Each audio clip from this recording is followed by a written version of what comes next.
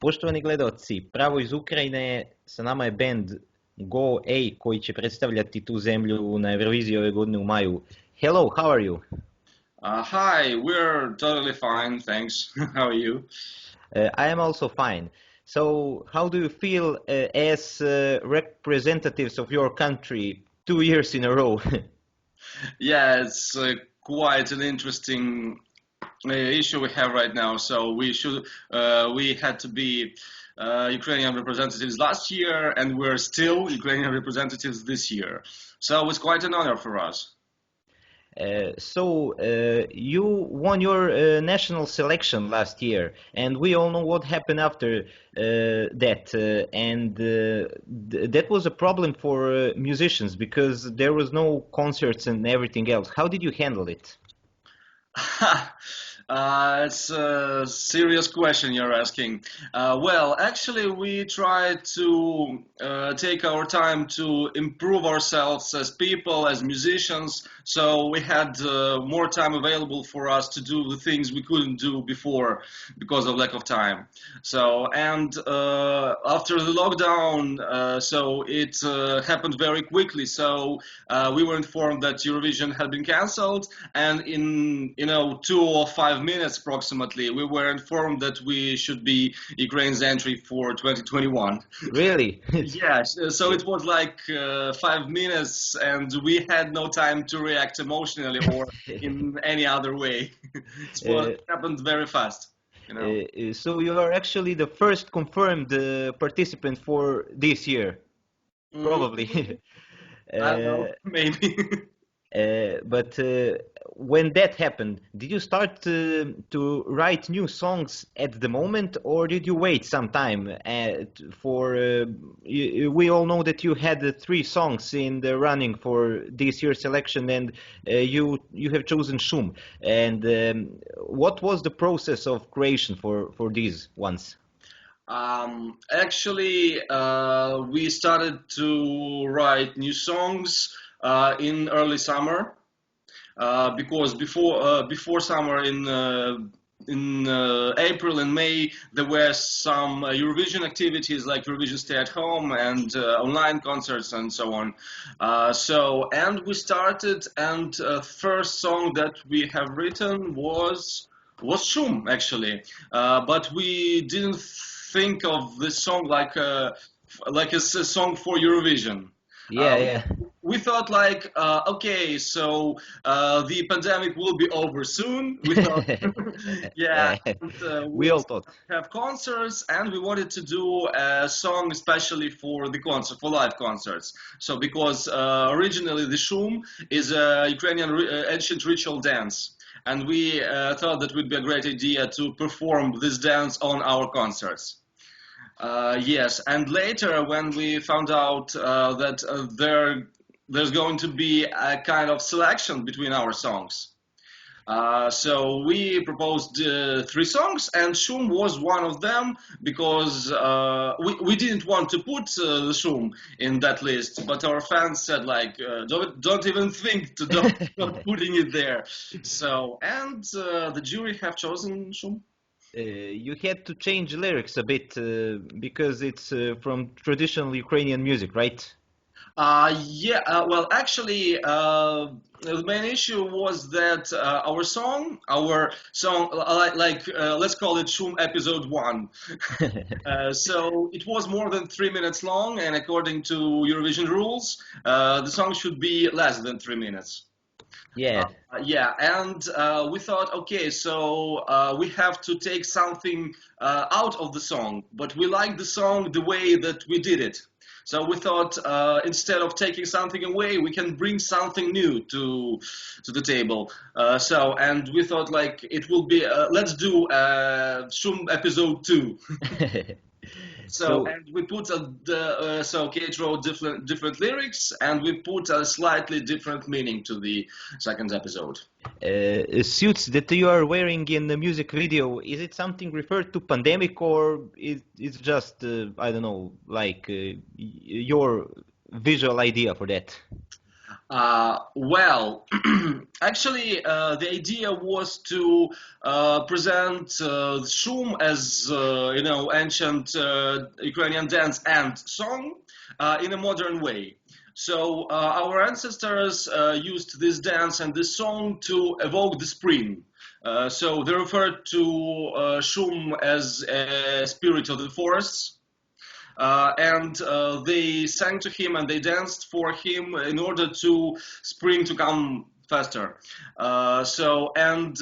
We wanted to put more meaning to this. We wanted to show that in our time of pandemic, we still can gather and do something good, even in suits and gloves and masks and so on.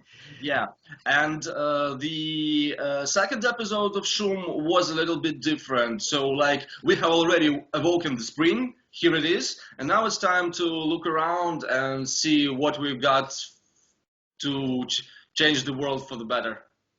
If we go a bit to the past, when you won selection back in 2020, we all know, I mean, that you were reselected immediately, but you had Soloway on the table. So did you want to make Soloway number 2, or did you just at first point, or you wanted to come with totally new thing on the table? Because some artists are trying to make like a second part of their songs from last year, while some others are completely different, and that's very interesting for everyone.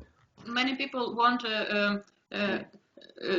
щоб ми зробили Солов'я номер 2. So many people really wanted for us to make a second version of Soloway or something, because Soloway was the song, the perfect song for that moment. So everybody found out about OGAE with this song.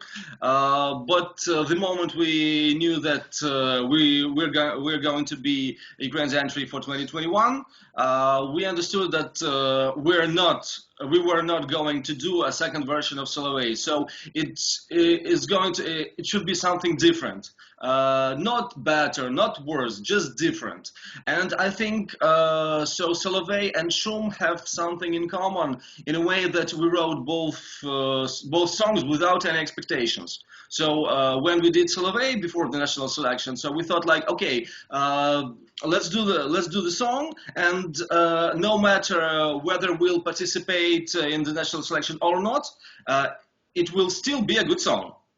Did you expect to win it last year?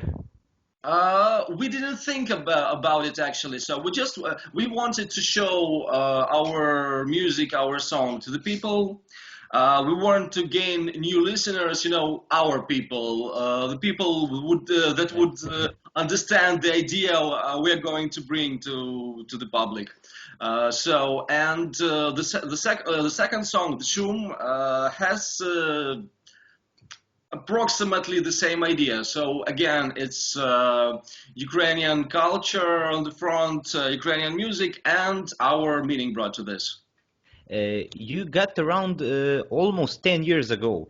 So can you tell us something more about your road of your band and everything? You had pretty big hits, and some of them even topped the Ukrainian charts. So how do you feel about all of that period?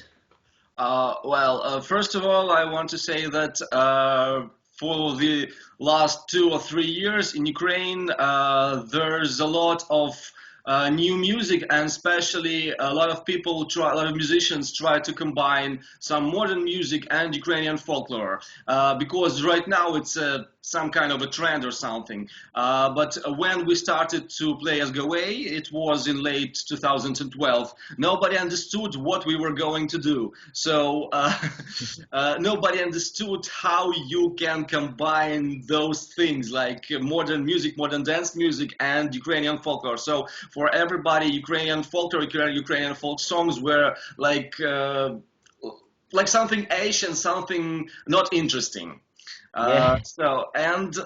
When we started to play, there were a big problem with concerts, with festivals, because nobody knew where to put us. So we were very too folk for dance festivals, too pop for rock festivals, and so on and so on. So, and we, for several years we've been in musical underground. So we played in some small venues, and most of our concerts were like somebody heard us at one of our shows and then invited us to their concert, and that's how it was going on for several years. And then in 2016, we won a contest that was called the Best Track in Ukraine. We had the song called Vesnyanka, and due to our victory in that contest, the song was put to one of main Ukrainian dance radio stations. And we gained a little popularity from then. Later in approximately 2019, I suppose, the musical producer of National Selection has heard one of our songs and wanted us to participate in National Selection. But we thought, like, why are we going to do this? Why going to go there? We thought that a band without any, manager or PR support or promo support. You do it by yourself, everything. Yeah. So and we're still doing it by ourselves. And we didn't think that it was possible for a band like us to win such a contest. But it happened. I mean, when I listen to your songs, I think the genre that could be, the name of the genre that could be used for your music is maybe modern tradition. Who knows? The thing is that we don't stick to a specific genre of music.